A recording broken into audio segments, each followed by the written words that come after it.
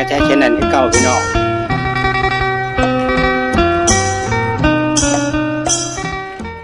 เมื่อนี้ที่พาพี่น้องมาเบิ่งบรรยากาศการบวงสรวงพญาเต่าเนาะพญาเต่าสัญลักษณ์ของ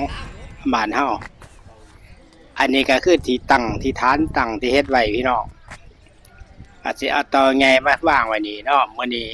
เลิกงามยามดีก็สิเชิญพญาเต่าขึ้นมาเดินแท่นนะอันนี้คือมอง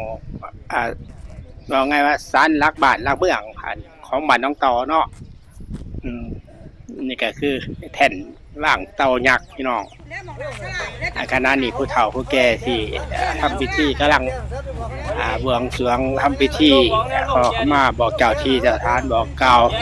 ตามที่เคยเฮ็ดกันมาเนาะคืนเฮือนใหม่ใส่หญ้าเตรียมขึ้นบ้านใหม่หรือว่าทำจัดการต่างๆจะทำพิธีขอเข้ามาบอกเจ้าที่เจ้าทานเป็นธรรมเนียมที่เคยเฮ็ดกันมาเนาะขณะนี้ฝ่ายบุคลากรที่กำลังสิทำการยกเตาพี่น้องนี่ก็คือเตาปั่นเตาใหญ่เนาะพญาเตาที่เอาขึ้นแท่นเพื่อเป็นสัญลักษณ์ของบ้านน้องเตาพี่น้องขณะนี้ก็ฝ่ายบวงสรวงกับฝ่ายเขามาฝ่ายทำพิธีการทั้งอะไรก็เฮ็ดไปฝ่ายผูกเสียเท่าโลกจากรถขึ้นประดิษฐานหมอกที่เฮ็ดไปก็ดำเนินการไปเนาะขณะนี้ผู้นำหมู่บ้านเฮากับผู้เฒ่าผู้แก่ในบ้านเฮากำลังทำพิธีนำโดยท่านกำนันเนาะเป็นผู้ทำนี่ก็คือเตาเฮาที่เอาขึ้นว่างเลยแท่นมื้อนี้พี่น้องนี่ก็เป็นผู้นำหมู่บ้านคือผู้นำชุมชนเฮากำนันกับผู้ใหญ่บ้านแล้วก็ผู้เฒ่าผู้แก่ล่ะทำพิธีบวงสรวงตามที่เคยเฮ็ดกันมาเนาะเพื่อให้เป็นสิริมงคลเป็นสัญลักษณ์ของบ้านเฮาเพราะว่าแต่ละบ้านต้องมีสัญลักษณ์ประจำหมู่บ้านเนาะพี่น้องคือจังบ้านใหญ่บ้านเป่าก็มีต้นเป่าเป็นสัญลักษณ์อันนี้บ้านน้องเต่าแยกออกจากบ้านเป่านี่ก็ตั้งอยู่หิมน้องเต่าเอาน้องเต่าเป็นชื่อบ้านเนาะก็เลยปั่นพญาเต่ายักษ์เป็นสัญลักษณ์เพื่อให้พี่น้องแขกไปไทยมาได้รู้ว่าอันนี้คือบ้านเต่าบ้านน้องเต่าคนว่าเนาะขณะนี้กำลังทำพิธีขอเข้ามาลาโทษบอกกล่าวเจ้าที่เจ้าทานเนาะขณะนี้รถเข็นเฮาก็อันใดความอนุเคราะห์จากรองนายกเฮาเนาะเอารถเทศบาลมาช่วยยกเพราะว่ามันหนักแห้งพี่น้องเลยประมาณ300 โลเนาะก็เอาคนยกนี่ก็คือสิบ่ไหวเนาะก็เลยพอดีรองนายกเพิ่นมาเบิ่งนำเพิ่นก็เลยเอารถเข็นมาคอยมาช่วยยกเพิ่นซะภาษาไทยบ้านเฮานี่บ่มีแห้งหรอกพี่น้องเลยมันหนักแห้งหลายเนาะขณะนี้ก็พี่น้องเฮาก็กำลังจัดวางลงทีลงทานให้ตามที่สร้างประเทศไว้เนาะเดี๋ยวเป็นการ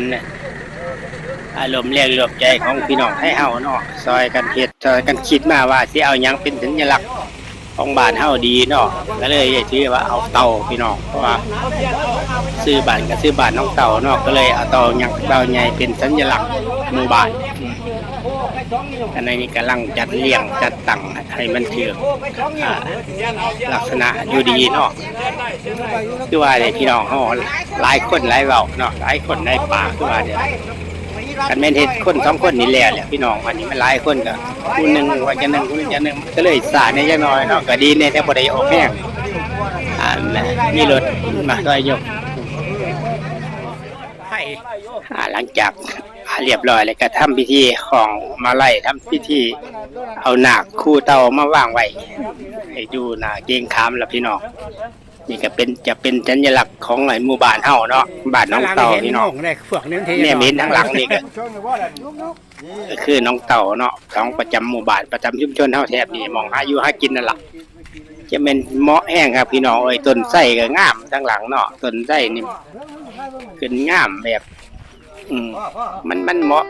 เหมาะสมกันอีหลีนักเลยเอาสถานที่หมองนี้แล้วไปยืน เป็นในหมองสัญลักษณ์ แล้วไปยืนเรียงว่าทุกคน พญาเต่ายักษ์เนาะ ไปเที่ยว ขณะนี้ก็เรียบร้อยแล้วพี่น้องวางเรียบร้อยแล้วก็ผู้เพิ่นทำพิธีคำนั้นครับผู้เพิ่นปั่นเต่าก็ทำพิธีของพวกมาลัยเป็นสิริมงคลเนาะอัญเชิญขึ้นขึ้นประทับขึ้นแท่นเนาะต่อไปนี้ก็จะเป็นที่เคารพสักการะของชุมชนเฮาเนาะบ้านน้องเต่าหน่วยควบอนุเคราะห์ของอาจารย์ก็เกษียณเพิ่นนี่ล่ะผู้เป็นคนปั่นเนาะเพิ่นเสือลายนี่ล่ะรู้สึกว่าฝีมือเพิ่นนี่ก็ถือว่าก็เป็นหนึ่งแน่อยู่พี่น้องปั่นพระปั่นเต่าเพิ่นก็เบิ่งตามหัวตามเนี่ยยอมรับเพิ่นนี่เนาะอาจารย์พ่อใหญ่ขนเนาะเป็นประจำเพิ่นเกษียณแล้วล่ะ ช่วงแล้ว มันจะมีเครื่องคิดในเรื่องว่าเอาสิปั่นเต่าให้ไทบ้านเฮาเป็นสัญลักษณ์หลังจากทำพิธีเรียบร้อยแล้วก็ให้ยืนถ่ายรูปเป็นสัญลักษณ์กันเนาะ ฝรั่ง ตัก เห็น ภาพเป็นที่ระลึกว่าทางอีกอนาคตอีก30-40 ปีข้างหน้าหรือว่ากลุ่มมื้อนี้ลมหายใจจากไปลูกหลานก็สิได้ฮู้ว่าเต่านี่เพิ่นก็สิสลักชื่อผู้เฮ็ดผู้ดำเนินการไว้แล้วก็เขียนประวัติหมู่บ้านไว้เนาะก็ว่าลูกหลานเพิ่งเกิดมาใหญ่รุ่นก็สิได้ฮู้แล้วว่าผู้ใดเป็นคนตั้งผู้ใดเป็นคนเฮ็ดเนาะก็ถือว่าเป็นนิมิตหมายอันดีพี่น้องมีสัญลักษณ์ประจำหมู่บ้านต่อไปนี้ก็จะเป็นชุมชนใหญ่ขึ้นไปเรื่อยๆเนาะชุมชนบ้านน้องเต่าเฮา หลังจากเสร็จพิธีบวงสรวงเสร็จพิธีอัญเชิญขึ้นแล้วก็ถ่ายรูปไว้เป็นที่ระลึกพี่น้องถ่ายรูปไว้ใครก็อยากเป็นหนึ่งในประวัติศาสตร์ของบ้านน้องเต่าวันซะหลังจากนั้นไปอันนี้ก็ทำพิธีจุดธูปอีกที่หนึ่งเนาะก่อนที่เสร็จพิธีการไทบ้านเฮาก็ร่วมจุดธูปจุดหยังสักการะไปตามหีบตามข้องที่เพิ่นเคยเฮ็ดนั่นล่ะผู้เฒ่าผู้แก่เพิ่นเคยเฮ็ดอีหยังก็สร้างพี่น้องกันเฮาเชื่อมั่นกันเฮาเชื่อถือในความเคารพมันก็ดีเบิดพี่น้องเลย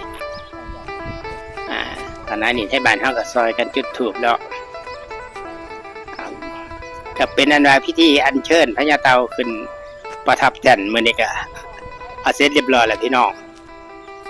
คลิปนี้ก็หวังว่าทุกท่านคงสิฮู้